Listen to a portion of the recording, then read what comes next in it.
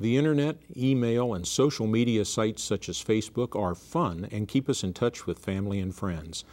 But there are problems. We'll talk about the perils of social media right now on The Law Works. From West Virginia Public Broadcasting. Closed captioning for The Law Works is made possible by a grant from the Monongalia County Bar Association to support legal information and education for all West Virginians. The Law Works is made possible by a major grant from the West Virginia Bar Foundation, the philanthropic organization for West Virginia's legal profession and legal system, promoting public knowledge of the law in West Virginia. By the generous support of Software Systems Incorporated, a West Virginia company established in 1975, providing high-end support services, programming, and consulting for county government AS400 mid-range computer systems, as well as PC-based systems. And by viewers like you.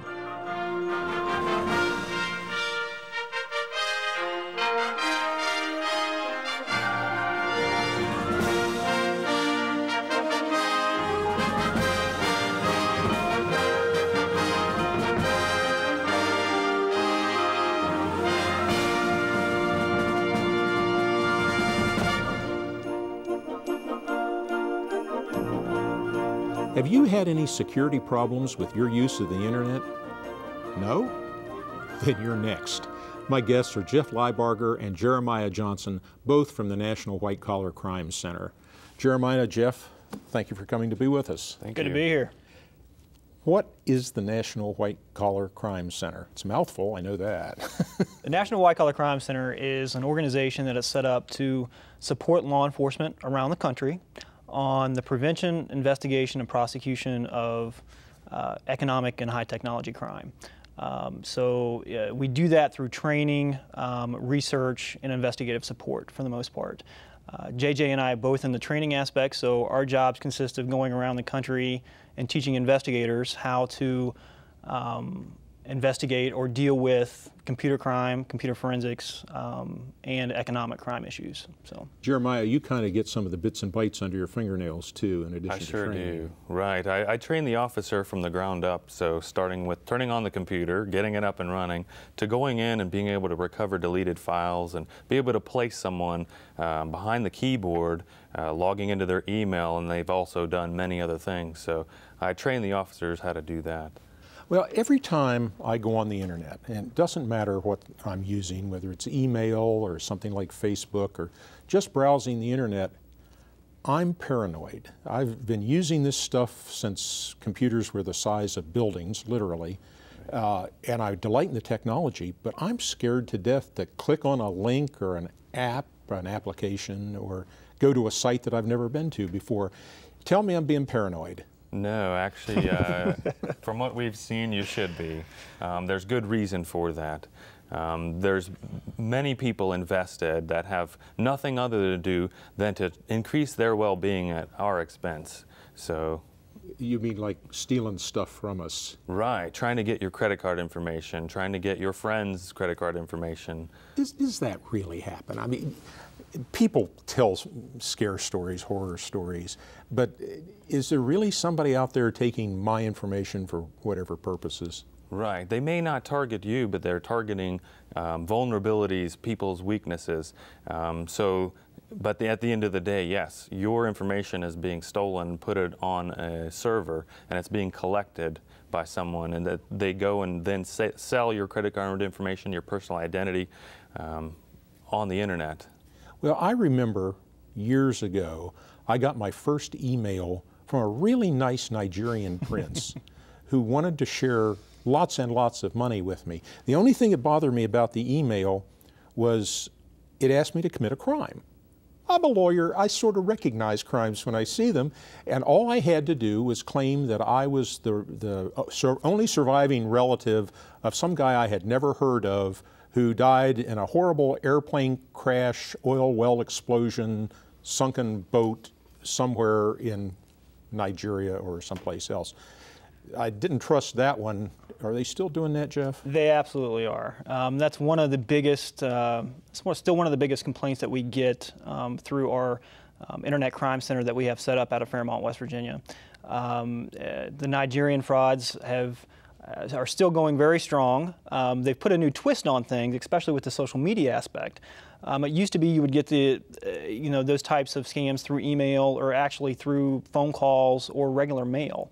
And sometimes a combination of all of those. Absolutely. And nowadays with social media, Facebook, going through Facebook, or even text messaging is, if they can get your phone number, then they'll send you texts, with this, that type of a scam through it as well, is very common. And they've put new twists and spins onto their scam, and they're kind of evolving with the times as technology is as well. So they're trying to figure out, how can we get the biggest bang for our buck here and reach as many people as quickly as we can, and social media has met that need for them. Do people really fall for these scams? Absolutely. I worked over at the Internet Crime Center for about 4 years, and I saw all this stuff coming in. And I will be dead honest with you, I saw prosecutors who had fallen for this, law enforcement officers who had fallen for this,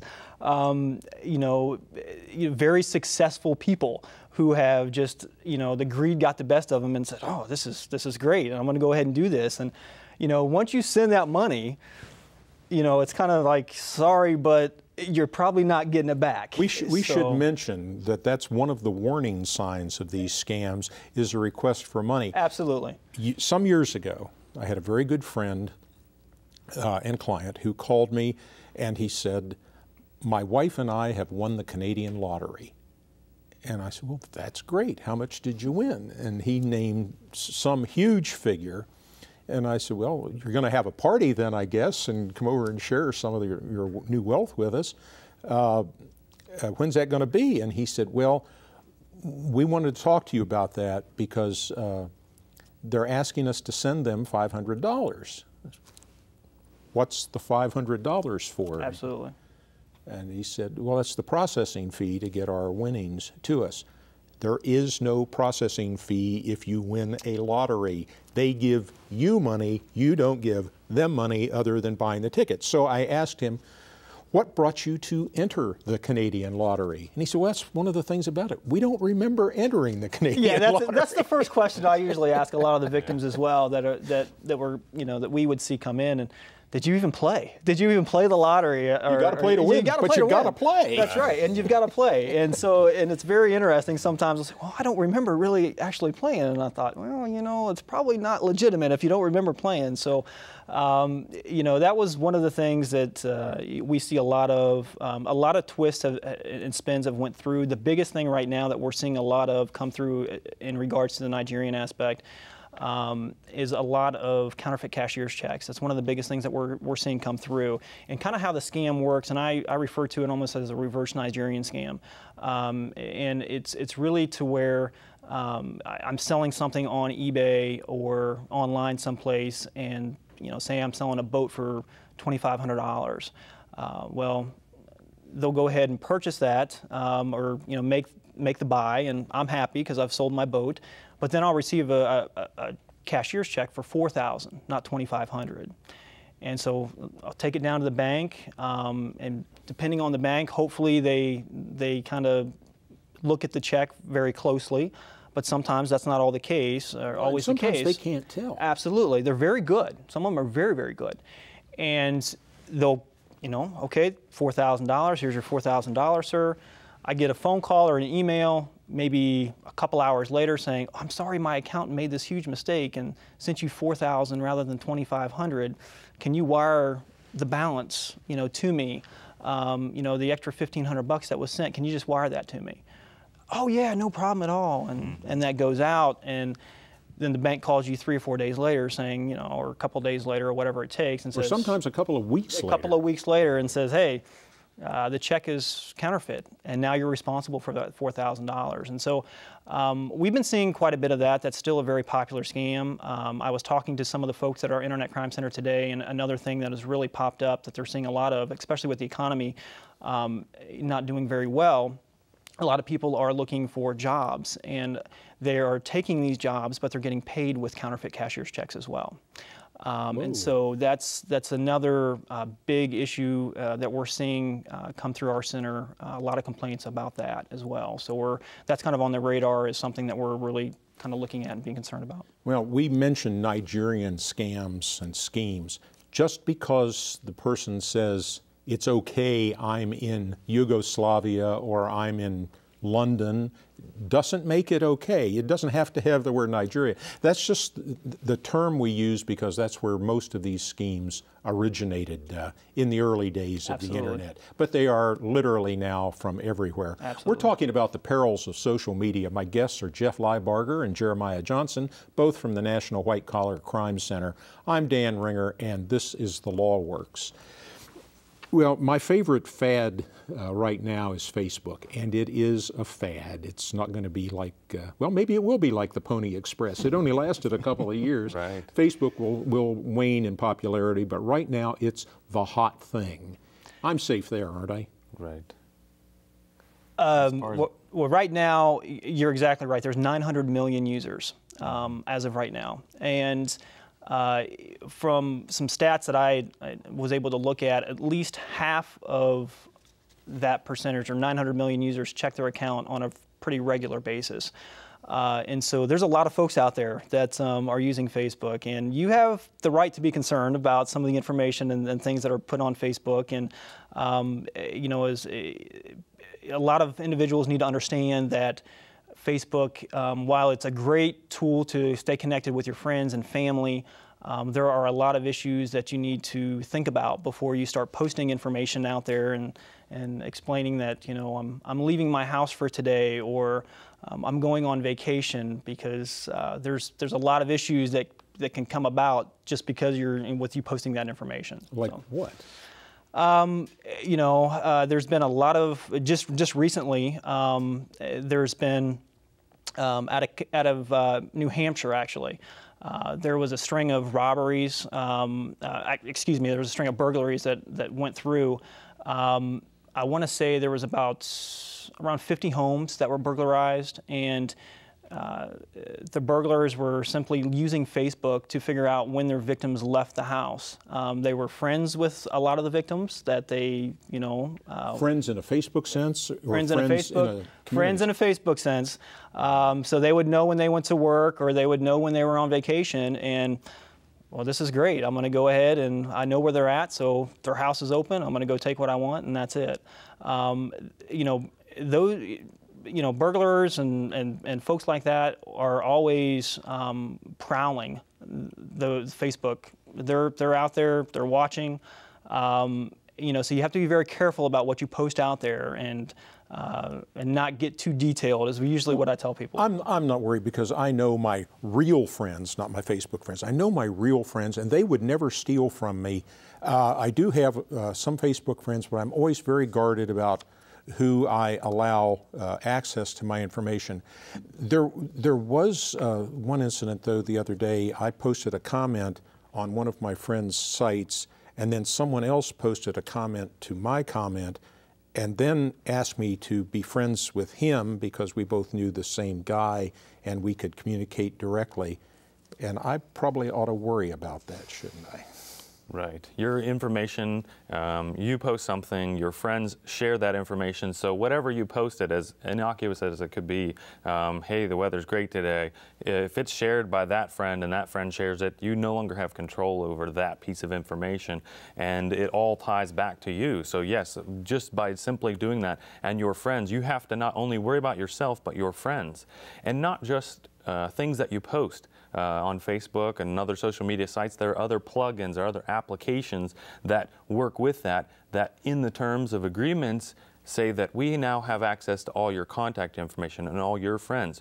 Well, we also have contact information about your friends' friends, and that's in there in those applications, and many people will not know that, so that you could be exposing all your personal information. You thought you had a nice tight group that was, you know, locked down, and it took you 130 some clicks to secure your Facebook profile, but because of your friend's application, it leaked everything that what you thought was private. So where I am, who I know, what I do, Exactly. how old I am. Absolutely. Any information you give to Facebook, period, would be like going out in the public mall and just shouting it. At the end of the day... Well, it's worse than that because it's recorded. All right. There you go. Exactly. Absolutely. Absolutely. Yeah. Well, that kind of brings up the concept of grooming, because on Facebook or any of these other medias, people will send you a series of email messages, and pretty soon you start to think you know them. It's like somebody saying hi to you on the street when you walk by. If they do it enough times, pretty soon you smile and you say hi back, and if they stop and want to engage in conversation, you do that. They have groomed you to be their friend. Grooming happens on the internet, and it can be very, very dangerous. Exactly. There's one of the grooming can be through financial means. We know that you're going through hard times. Maybe you've posted something of that nature. Hey, I'm going through hard times. Well, I'll start to, hey, I'll befriend you, because it only costs a few hours of the day. But if I know that you've got a sizable amount of cash, that you're willing to make an investment on this new business venture that I have, how long would I wait to get $20,000 from you? The people, if you're one of the scammers, you have hundreds of these people lined up, and you're constantly grooming them, emailing them, calling them on the phone, being their best friend. Something they may have fallen on hard times, and you're that one person for them. So they build these tight communities with you, only to later, eventually, at some point, it's a long con, get that credit card information, that contact information, even the contact information can be sold to other people. So it's valuable to them, just making the contact. Well, I don't really put large sums of money at risk. I did send $5 for that little boy's heart transplant down in the southern part of the state. Did you know if he got that? Yeah, you have to be very careful with that. I see where you're kind of going with Facebook and some of the other social media sites that are out there.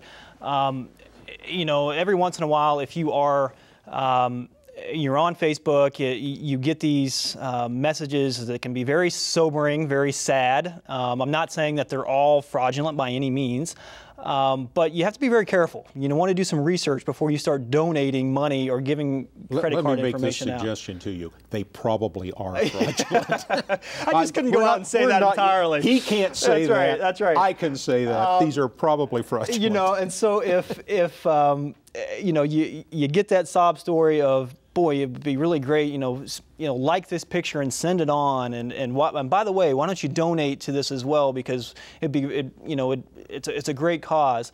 Again, not saying that they're all all that way, but you need to do your research. You absolutely need to do your research before you start entering credit card information in there, and a lot of times, I mean, you're not going to be able to give them cash. I mean, it's just, they're not giving you an address. They're giving you an account to put this money in. So you're going to be entering your credit card information or something in there that they're going to actually take and run with. And so that's, we've seen a lot of that. I see a lot of that go through Facebook. How many people can that message hit in a day? I mean, you figure you got 900 million users that are out there. Today there are 900 million. Tomorrow today. There's going to be 9.3. Absolutely. So, that information can hit, a very, very large audience in a small amount of time. And if they can just make, a few transactions, a few people just put that information in, they've done their job for the day. One of the things I like to do is photography. And there are so many sites now where I can post pictures of my kids and my pets and things like that. Now, I've been very, very careful. I never put my home address on any of the personal information. I've even made up a different name sometimes, and I pretend to be somebody else. But I've got this cute little boy or this cute little girl, and I just love to take pictures of them. I like to post them, people see that. There's no harm in that, is there? Right, actually there is. You may not be aware if you're posting that information with a smartphone, and even now more the point-and-shoot cameras have Wi-Fi built in. There's things, little Wi-Fi cards that can do geotagging. Your cell phone can do geotagging. What's geotagging? Geotagging is where you take GPS latitude and longitude and you embed that in the picture somewhere. It's hidden from normal view. So because that geotag is placed in there, I can now use Google Picasa, a little program that can organize all my pictures and, oh, by the way, plot them on a map for you. So We're talking about the perils of social media. My guests are Jeff Liebarger and Jeremiah Johnson, both from the National White Collar Crime Center. I'm Dan Ringer, and this is The Law Works. Longitude and latitude down to just a few feet. Right, within 5 feet. Absolutely, and a lot of people don't realize it, but you've got your smartphones. Everybody's carrying smartphones, most iPhones to, your Android phones, which all have cameras pretty much built into them now. And there you go, absolutely. Right. And as soon as you take that picture, a lot of folks will take that picture and, I'm gonna text this to my friend now, or I'm gonna post it on a social media site, whatever the site may be. When you take that picture, it automatically, if you have your location turned on your phone, which is an option, you can turn that off. But if you have your location turned on, which a lot of people leave their location turned on, especially if they're using the maps on their phone, driving directions. Or if they don't know that function or they don't is even there. know it's there. Yeah. Absolutely. And they take the photo, automatically it's going to put the latitude and longitude of where that photo was taken on that picture. You're going to upload it, and depending on where you upload it at, that latitude and longitude stays. And so if somebody gets that picture, they can very easily, through different programs, figure out exactly where that picture was taken at within a few feet. So if you take a picture of your house and it looks like a really nice house full of valuable stuff, Yeah. or you take a picture of your child and the child is appealing to some pervert out there who decides, that's my next mark, you have just told the world, by posting that picture with that information on it, where to go to find your expensive stereo, your nice car, your boat, your daughter, your son. Right. That's exactly right. I really have issues sometimes with folks. Give you a prime example. My daughter is in a lot of different activities, and sometimes you don't have control over it because you have other folks who will be taking pictures of them at the soccer field or them at the t-ball game and posting that to Facebook or posting that to a different social media site, and so it gets a little nerve-wracking sometimes because I know that's there, and somebody can say, oh yeah, okay, these folks are practicing at this field at this latitude and longitude. So it doesn't take too many pictures of the building down the street, the building up at the other end of the street, the school that your child attends, the house that you live in, before somebody can target that very small area as being the place where that child is. Absolutely. Right. It takes very little time. And it's the same, there's certain sites such as Facebook and Twitter who do a good job of hiding that latitude and longitude, so when you're uploading that information. The problem is, though, is that, and I go to schools and talk to some of the students about this, is even if the latitude and longitude is hidden from those photos, a lot of times they'll take a picture of themselves in their football uniform or their basketball uniform that they play for at that particular school. And I hate, going back to the grooming process that we talked about earlier, you've got pedophiles online who, it's a candy shop. It absolutely is a candy shop for these guys, that they can go out, oh, okay, this girl goes to, this particular high school. Oh, they've got this jersey on, so I can see that they play basketball, so now I can get online and figure out their practice schedule. It's scary stuff. And you've given them subject matter to talk to the child about. Absolutely. I see that you play for the Blue Whistles or something. Exactly. How's your season going? I saw in the paper that you won your last game, and that's the grooming process. That's where it starts. And the child now thinks of you as a friend. That's right. And they know mom and dad's name, maybe. They know your house address. That's right. That's right. So it's scary. There can be very, very scary circumstances with that. So. Well, you've scared me. If I thought I was paranoid before, now I'm pretty well convinced that I am. If I get scammed on the internet, where can I go to report this? We have the Internet Crime Center, which I mentioned earlier, the Internet Crime Complaint Center, ic3.gov. We receive upwards around over 20,000 complaints a month through there. And if you get scammed on eBay, you get a Nigerian letter fraud. You don't even have to be scammed to report to us. But we have a database that is set up. And we try to encourage victims who have been fraudulently scammed or have got some of these different emails to report that. You go to ic3.gov. report that through our form. It goes into our database, and we have analysts on staff who will analyze that information and put cases together. Right. Now, because you have lost $5 or $20 or $50, you should not expect a police officer is going to show up on your doorstep and spend a lot of time processing the case. There are more important things in the world than that. However, if they get enough complaints about the same sort of thing, they can analyze where it's coming from, and they may very well be able to do something about it, even shut it down and punish the perpetrator. Jeff Lieberger, Jeremiah Johnson, gentlemen, thank you for being with us. Thank you. Very good. Nice to be here. Thank you also for being with us. On behalf of the LawWorks, I'm Dan Ringer. Good evening. On the LawWorks website at thelawworks.org, you'll find a listing of recent The LawWorks programs, additional information about this show's topic, and video of this and recent shows. You can also find the LawWorks programs on YouTube and iTunes.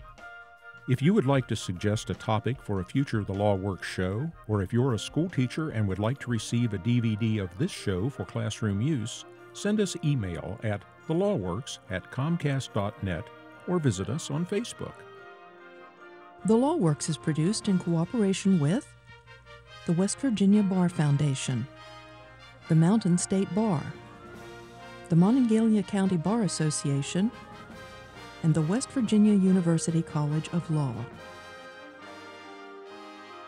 The LawWorks is made possible by a major grant from the West Virginia Bar Foundation, the philanthropic organization for West Virginia's legal profession and legal system, promoting public knowledge of the law in West Virginia.